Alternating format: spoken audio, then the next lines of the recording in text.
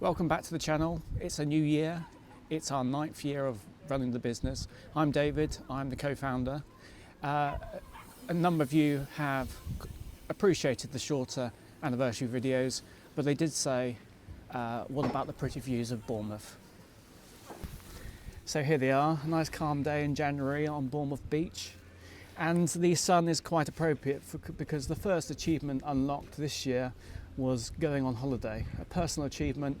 Haven't done it for 8 years. I went on my first holiday in year 1 to Dubai, and this year I spent 10 days in Spain getting a nice suntan.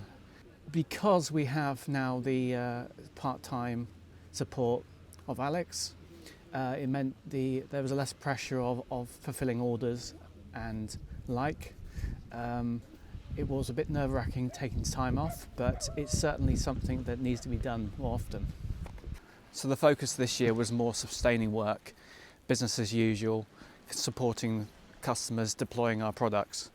There was nothing really new apart from commissioning the Hermes supervisory software at the end of the year. It does mean we've moved from a sort of startup situation to a scale-up situation, and the question of the future is whether to sustain the products we already have, create new products, or think about other avenues to explore. So a quick rundown of the features we implemented for the Hermes Adaptor this year. So first of all, there was the virtual inspection station. This allowed a basic conveyor to be turned into an inspection station, essentially giving operators the pass-fail operation, which will then convert into the Hermes messages. Movement of data between adapters. So this is kind of an unofficial way of moving Hermes data between our own adapters, not using the Hermes messages. So this was a situation where a customer wasn't using the supervisory channel. And then there was the programmable events. So that's mainly used for beacon towers, but also a customer wanted to trigger off a barcode scan, and also when a failed barcode scan occurred, it wanted to re-trigger the barcode to rescan. And so that's programmable events, essentially allowing the operator to say, if in this situation and that situation, in this situation, trigger off an event which then can get read by a third-party device, which can be the beacon towers or some other system. And finally, OEM integration. This is something I would love to have done right at the start, which is to essentially allow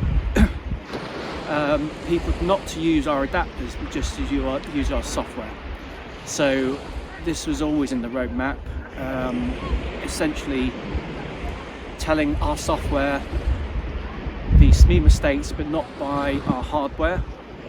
It can be a made-up message defined by the piece of equipment, and this now gives the opportunity for people to use our software on their device, whether that's a Linux machine or a PC machine, essentially giving them the opportunity to upgrade to Hermes using our software but not using our hardware. We have, when we develop the actual software, we don't actually use the adapters to develop the software, we use other people's hardware.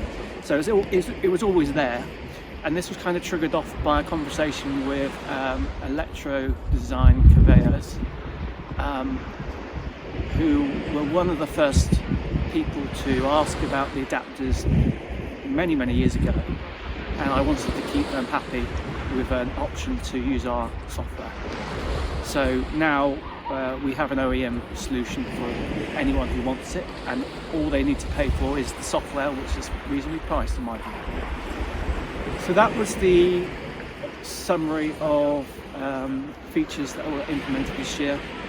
So up until October, the year was quite uneventful really. Simply implementing new features to the adapters and getting them off to customers, and just simply getting more adapters out the door. And then suddenly out the blue, we got an email from one of our customers who was actually became an unofficial distributor, saying they want to feature our adapters on the in the trade show at Productronica on their booth at A3, which is one of the main halls at Productronica. And I was amazed. You just can't predict this kind of stuff. And so they wanted a demonstration video. We provided that with them, but it gave us, for the first time in many years, I think the last time was at Smart Factory Expo in Liverpool, the opportunity to be on a booth and give us credibility. You know, our devices are quite reasonable price, but not the price of these big pieces of machinery. So we can never justify being on a booth ourselves. I was going to go to the trade show anyway because of the Hermes standard meetings, but it gave me the opportunity to meet other customers, and it was more of a, from my takeaway, it was more of a social event this year, because a lot of my customers were actually wanting to meet me in person and talk about the future, which again, they were kind of trying to sell the product to the other people at the trade show. So I got a kind of unofficial sales channel appearing, which is basically just getting a product out there and fulfilling a need, really. The final climax of the show was having an interview with Philip Stoten of EMS Now. And that was my opportunity to try to promote the Hermes standard and CFX and Industry 4.0 and all that kind of stuff, and try to get a conversation going for the production managers rather than the C-suite that he focuses on. You know, just try and talk about the nuts and bolts of the industry and actually what's happening on the shop floor, rather than the dreaming or the kind of corporate level sort of conversations that some might have at those trade shows. I went there with an electrostatic coat. That was my little marketing thing this year, and that kind of gave me a bit more of a. What it was is that most of these people at the trade shows wear those coats day in, day out, but when you go to those trade shows, everyone's wearing suits. So everyone's blending in, which is actually the opposite of what you want to do at a trade show. You want to stand out. So I wore this coat, and it kind of gave me it obviously highlighted me a little bit more. It gave me a bit more authority somehow.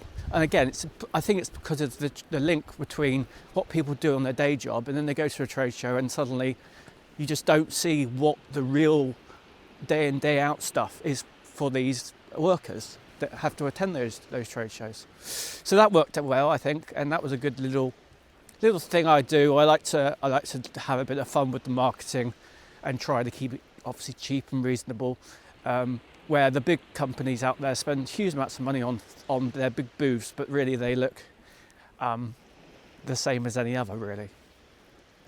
So that was the big climax of the year, really. That was the big takeaway from the year. And then obviously Christmas comes along, everyone kind of shuts down, slows down. So it's really, let's see what the rest of the year in 2026 takes me. So if you have been, I'm a bit cold now. Thank you very much for watching, and hopefully this has been a nice quick roundup of 2025. Thanks for watching. Bye.